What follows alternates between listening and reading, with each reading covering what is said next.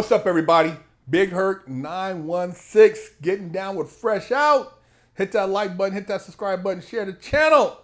Go to freshoutseries.com, pick up the merch, and wash your ass. I'm here with my man Johnny Mitchell, the infamous, the stand-up comedian, the ex-drug dealer, the man who got stories. We're going to get his story because we haven't got it yet.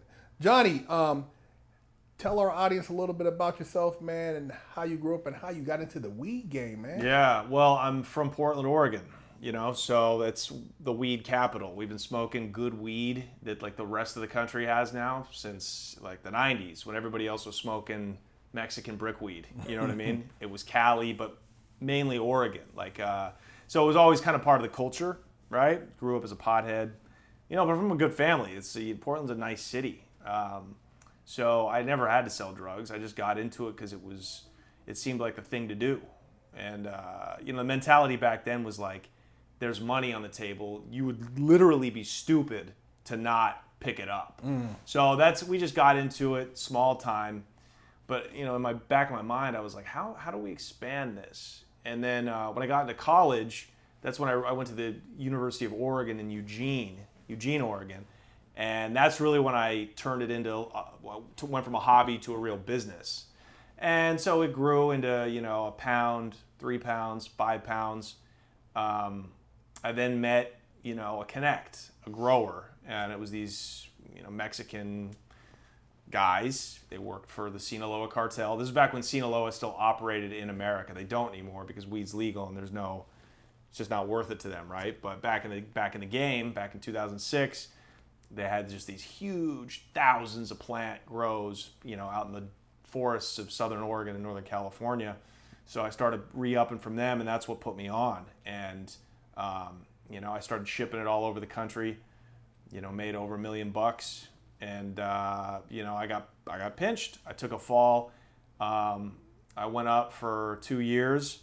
I was at the Two Rivers Correctional Facility, way out there in Umatilla, Oregon. Did a state bid.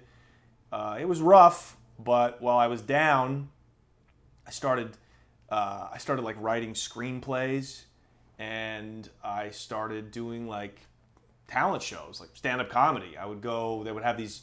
If you put together like 3 months of good time or whatever, they would let you do these like talent shows they would host.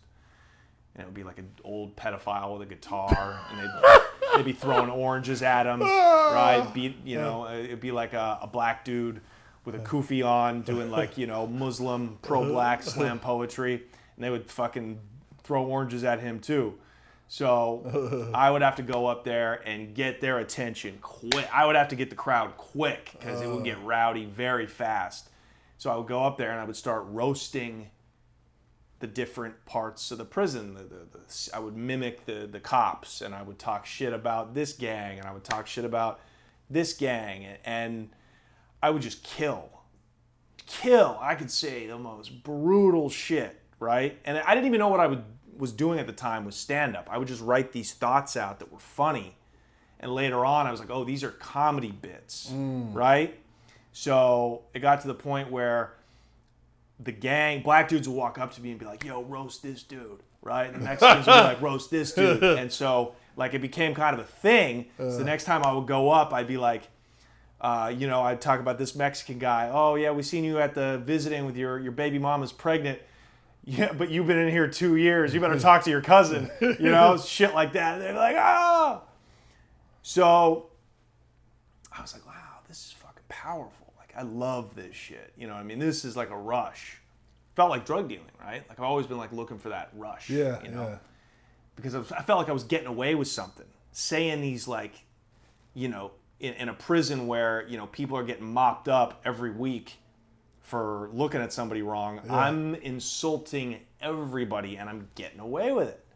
That's laughter. That's power, right? So I was like, I'm going to move to Hollywood when I get out. And I'm going to be an actor, a performer. I didn't even know you could do stand-up comedy. Like, I just grew up watching, like, the rock stars, Eddie Murphy, Chris Rock, Cat Williams. I thought you had to be black to do this shit. But when I got down to Hollywood, I would just go to comedy clubs for fun, and I would watch so many different comedians, and it was like, okay, this is what I need to do. Like, I need to take that energy that I had from prison and convert it into like a stand-up act for civilians. So and then it just grew from there. That's dope, man. Prison could be your best critic of how good your content is because, like you said, people in prison are such haters. If they like your shit, it's good. Exactly. Because I wrote a couple like erotic novels in prison. I would let like dudes read the chapters to see if it was any good. Because they'd come back, they didn't have no problem talking shit. No. But they'd be like, Big Earth, let me get the next chapter, man. I said, I know I got fired. And I would test my material, not in the sense of stand up, but like my reading material, I would let guys read my shit and then give it back to me. So that is a great indicator, man, of where you're at because people in prison, they're miserable, man. So why would they entertain your shit to make you feel better about yourself? Yeah, no, there's no punches pulled, but they're also the best comedy audiences because you're not going to offend anybody. You know what I mean? Like you're not, you can say whatever you want. It's not like a crowd of like polite white people in New York City that are like, oh, this guy made a black joke. Yeah. Like that's how everybody talks in prison. Yeah. So it's like, it was a culture shock to me, in fact, to come to Hollywood where political correctness was already encroaching on comedy. So dude, I would go to these, I'm like 6 months out of the can, right? And seeing dudes bleeding and, I got PTSD. Like I don't even know that I should be in like therapy, right? I started going to these open mics in LA and I didn't realize it at the time, but I was surrounded by these like 21-year-old like liberal arts, like white kids. And that was we called it alt comedy, alternative comedy. And that was basically like woke comedy, right? And I didn't know, I had no idea about like what wokeism was or political correctness. Because I came from an era where it was what it was. That's right. Like you don't like what somebody said? Like you should try to fight them. Like you would never go around and like be like, I'm offended.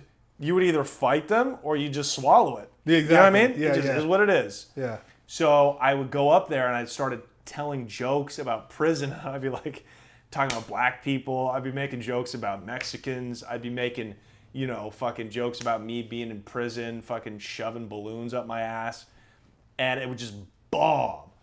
Because these white kids that go, their parents are paying $50,000 a year for them to go to USC film school, never seen a day's work in their life, never had a black friend. They're like, how could he? And I'm like, no, you guys don't understand. I'm actually better than you. I'm actually less racist than you. You know what I mean? You're so worried about, you think you're protecting black people by not laughing and trying to trash me on Facebook. Yeah. I'm like, no. Black people don't like you. And they don't need your help. Yeah. So, but it would so I would just bomb horribly. And so I was like, I got to figure out a way to make this, like, as you said before, like put some sugar on the medicine. You know what I mean? Yeah. And that culture's gone away. Like alt comedy, politically correct comedy, that doesn't exist anymore because it's not funny. And as we've said, comedy is the truth. And if it's not funny, nobody cares. Most of America doesn't want what these idiots are pushing in LA, right? So that went away, and I just learned how to kill with being myself and being as edgy as I want. And if a joke doesn't work, I know it's because it's not a funny idea. It's not because I'm part of like a subculture of people that are like scared to laugh at anything. No, that's dope, man. I mean, I skimmed through. I look at some of your stuff, and you joke about dating the girlfriend and this and that, and some of the stuff. I'll be laughing because like you keep it raw, and to me, it's like that's what's been lacking, and you're kind of like bringing back something that the old guard kind of is trying to suppress, which I think is cool. I hope so. Yeah. Thanks, man. Yeah. So I get a kick out of it. What is in the future, and what can people look for as far as to try to tap in with what you got going on as far as creative? Yeah. Well, the big thing I got going right now is the Connect. That's where it's on YouTube, the Connect with Johnny Mitchell. That's where I'm telling prison stories, right? And we started it last year and it took off, did really well. I'm talking about the details of drug dealing. This is how it really works. If you want to sell cocaine, I really kind of found a niche, articulating how the street and the underworld really works. And now it's a podcast. So, every week I got different guests on talking about the game. So that's a big thing. But comedy-wise, I'm getting ready to film a special this year. We found a prison to film the special at. So I'm going to do all that prison material that I've been building for a decade, and I'm going to present it to the inmates as audience. So it's kind of going to become coming full circle. It's where I started comedy was prison.